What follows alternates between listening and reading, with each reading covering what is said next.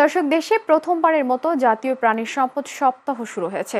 2 December পর্যন্ত এই প্রাণী সম্পদ সপ্তাহ কেন্দ্রীয়, জেলা ও উপজেলা পর্যায়ে একযোগে সারা দেশে উদযাপিত হবে।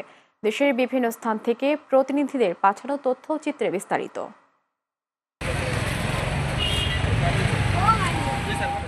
দেশীয় জাত, আধুনিক প্রযুক্তি, প্রাণী সম্পদে হবে উন্নতি প্রতিপাদ্যকে সামনে রেখে চাঁদপুরের কচুয়ায় শুরু হয়েছে জাতীয় প্রাণী সম্পদ সপ্তাহ। আজ সপ্তাহব্যাপী এই আয়োজনের উদ্বোধন করেন উপজেলা নির্বাহী কর্মকর্তা মোহাম্মদ হেলাল চৌধুরী।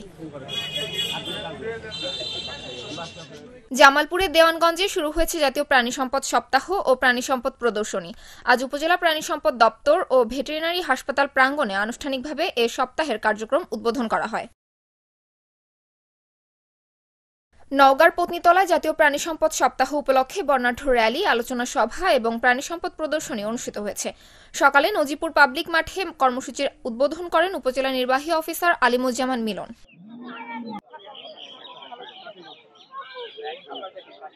সারা দেশের ন্যায় রাজশাহীর মোহনপুরে জাতীয় প্রাণী সম্পদ সপ্তাহ উপলক্ষে প্রাণী সম্পদ প্রদর্শনী, শোভাযাত্রা ও আলোচনা সভা অনুষ্ঠিত হয়েছে।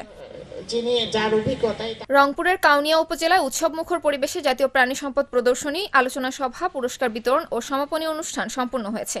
এ সময় উপজেলা চত্বর থেকে একটি র্যালি বের হয়ে উপজেলার বিভিন্ন সড়ক প্রদক্ষিণ করে।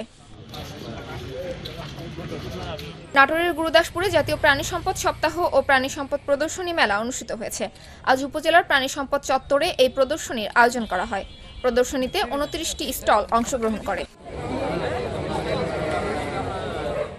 বেলুন উড়িয়ে ঠাকুরগাঁওয়ে জাতীয় প্রাণী সম্পদ সপ্তাহ ও প্রাণী সম্পদ প্রদর্শনী মেলার উদ্বোধন করা হয়েছে।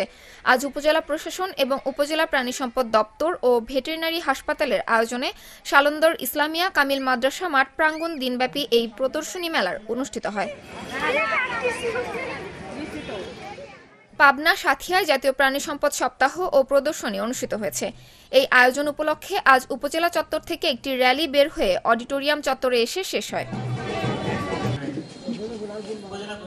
নাটোরের সিংড়ায় প্রাণী সম্পদ প্রদর্শনী মেলা অনুষ্ঠিত হয়েছে।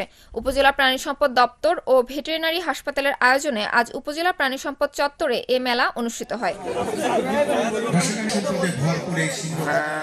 ঠাকুরগাঁয়ের পীরগঞ্জে জাতীয় প্রাণী সম্পদ সপ্তাহ ও প্রদর্শনী শুরু হয়েছে।